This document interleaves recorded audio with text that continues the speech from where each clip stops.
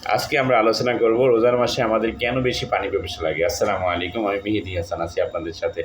পিছনের ভিডিওর পাশাপাশি আজকের ভিডিওটা করার চেষ্টা করছি। রোজার মাসে আমাদের এত বেশি এত পানি পিপাসা লাগে তার বিষয়ে তার ভিতরে সবচেয়ে মুখ্য বিষয় হলো আমরা কি পরিমাণ সোডিয়াম খাই। সোডিয়াম মানে লবণ। যেই পরিমাণ লবণ আমরা খাচ্ছি তার উপর ডিপেন্ড করে আমাদের পানির পিপাসাটা লাগতেছে। একটু মনোযোগ সহকারে শুনি। আমাদের শরীরে যদি 1 চা চামচ লবণ ঢোকে, সেটা হতে পারে সাদা ভাতের সাথে, হতে পারে তরকারির সাথে, কিংবা হতে পারে যে কোনো ফাস্টফুডের সাথে। আমি টেস্টি সল্টের কথা বলছি না, সেটা আরও বেশি ভয়ঙ্কর। আমি সাদা লবণ, অর্থাৎ আমরা যেই লবণটা বাজার থেকে কিনে খাই, আয়োডিনযুক্ত লবণ। এই লবণটা যে আমাদের শরীরে যায়, এটা 1 চা চামচ যদি লবণ যায়, সেই 1 চা চামচ লবণকে দ্রবীভূত করার জন্য, গলানোর জন্য আমাদের 2.3 লিটার পানি প্রয়োজন, অর্থাৎ অলমোস্ট 2.5 লিটার পানি প্রয়োজন। আপনি একবার চিন্তা করেছেন, আপনি 1 চা চামচ লবণ যদি আপনি সারাদিনে খান, সেই লবণটা শুধু দ্রবীভূত করার জন্য প্রায় 2.5 লিটারের মতো পানি প্রয়োজন হয়। এবার আসেন আসল কথায়। মনে করেন আপনি সাদা ভাতের সাথে লবণ খেলেন, তরকারির সাথে লবণ খেলেন, কিংবা ফাস্টফুডের সাথে লবণ খেলেন। এই খাবারটা তো আপনার পেটের মধ্যে যাচ্ছে। পেটের মধ্যে গিয়ে যখন হাইড্রোক্লোরিক অ্যাসিড কাজ করে, সেখান থেকে সোডিয়ামটাকে সেপারেট করে ফেলা হচ্ছে।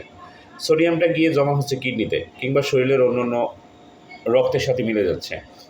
এবার সোডিয়াম তো চুপচাপ বসে আছে সে পানি ধরার জন্য। আর সোডিয়াম হলো অসমোটিক অ্যাক্টিভ আয়ন, অর্থাৎ সে যেখানে থাকবে তার আশপাশে যত পানি পাবে সে পানিটাকে টেনে নিয়ে যাবে। আমি যেটা বলছিলাম, যদি আপনি 1 চা চামচ লবণ খান, সে শরীরের সব জায়গায় ছড়িয়ে গেল। এবার আপনি পানি খাচ্ছেন, পানি খাওয়ার সাথে সাথে ওই লবণ কী করতেছে, পানিটা টেনে নিয়ে যাচ্ছে তার ভিতরে। যখন পানি তার ভিতরে নিয়ে যাচ্ছে, আপনি বারবার পানি খাচ্ছেন। আপনি তো অবশ্যই 2.5 লিটার পানি খাওয়ার মানুষ না, অন্য অন্য সময় তো খান না 2.5 লিটার পানি। খান কি? অবশ্যই খান না। আমি নিজেই তো 2.5 লিটার পানি খেতে আমার কষ্ট হয়। সেখানে 1 চা চামচ লবণ যখন আপনি খাচ্ছেন, সেই লবণটাকে গলানোর জন্য 2.5 লিটার পানি প্রয়োজন হয়। এরপর আপনার শরীরের অন্য অন্য কাজ তো আছেই।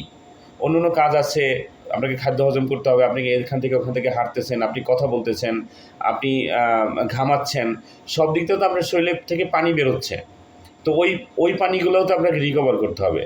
তো 2.5 লিটার পানি আপনাকে এক্সেস দেওয়া লাগতেছে এই অতিরিক্ত পরিমাণ সোডিয়াম খাওয়ার কারণে। 1 চামচ সোডিয়াম খাওয়ার কারণে আপনার অতিরিক্ত পরিমাণ এতগুলো পানি খাওয়া লাগতেছে।